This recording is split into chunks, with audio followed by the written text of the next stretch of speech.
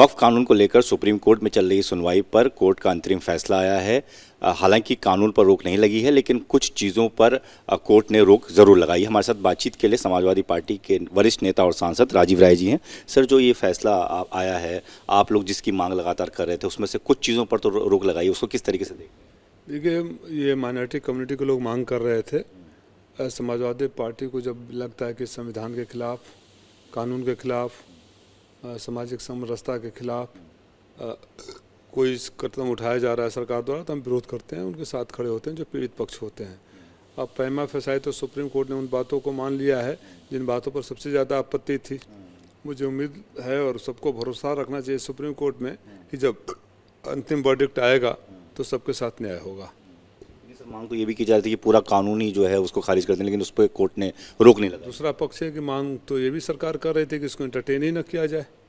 तो है, मैं बोल रहा हूँ ना कि एक पक्ष क्यों आप लोग देखते हैं, दूसरा पक्ष देखिए ना। सरकार एक्सपोज हो गई है। इतना माने जो सबसे खतरनाक बातें थी उस बातों पर तो रोक लगा दी है ना सुप्रीम कोर्ट ने।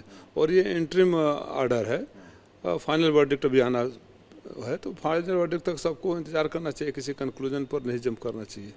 खासतौर पर सर 2-3 चीज़ें थी। कलेक्टर को बहुत ज़्यादा पावर दे दी गई थी, उस पर रोक लगा दी। 3 से ज़्यादा गैर मुस्लिम नहीं होने चाहिए, ये भी कोर्ट ने कह दिया। तो इससे तो इन जो प्रावधान बनाए गए थे, सरकार की नीयत साफ झलकती थी।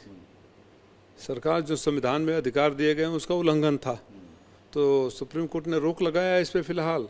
नहीं तो क्योंकि अगर फाइनल वर्डिक्ट आते आते देर हो जाता तो शायद इरिपेयरेबल डैमेज हो चुका होता। लीगलिटी पर एग्जामिन करेगी सुप्रीम कोर्ट। जब फैसला आएगा तो मुझे लगता है कि ये बिल भी खारिज होगा। सर, एक सवाल भारत पाकिस्तान मैच को लेकर है। विरोध लोग करते रहे, लेकिन मैच हुआ। इन मैच के बाद जिस तरीके से खिलाड़ियों ने हाथ नहीं मिलाया, उसको लेकर अब पाकिस्तान अलग शिकायत कर रहा है। उसको आप किस नज़रिए से देखते हैं? मेरे खिलाड़ियों ने हाथ नहीं मिलाया, बहुत अच्छा काम किया। खिलाड़ियों को राजनीति में न लाया तो अच्छा है। फैसला सरकार लेती है और सरकार के अधीन या सरकारी परिवार और सरकारी लोगों के अधीन बीसीसीआई लेता है। इन दोनों को देश से माफ़ी मांगनी चाहिए। कभी माननीय गृह मंत्री जी कहा करते थे कि ये आईसीआई का फैसला है कि पाकिस्तान को टूर्नामेंट से बाहर कर दे। अब तो उनके पुत्र ही बैठे हुए हैं। जो लोग कहा करते थे कि खून और पानी साथ नहीं बहेगा, आतंकवाद और खेल साथ नहीं होगा, तो खेल भी हो रहा है और पानी भी बह रहा है।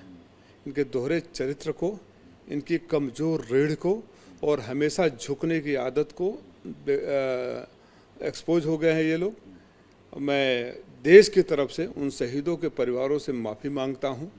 उन शहीदों की आत्माएं रो रही होगी। इन्होंने साबित कर दिया कि अपने पुत्रों, अपने परिवार द्वारा कंट्रोल में रखे गए बीसीसीआई के लिए ये देश के सम्मान और स्वाभिमान के साथ समझौता कर सकते हैं, शहीदों को भी अपमानित कर सकते हैं।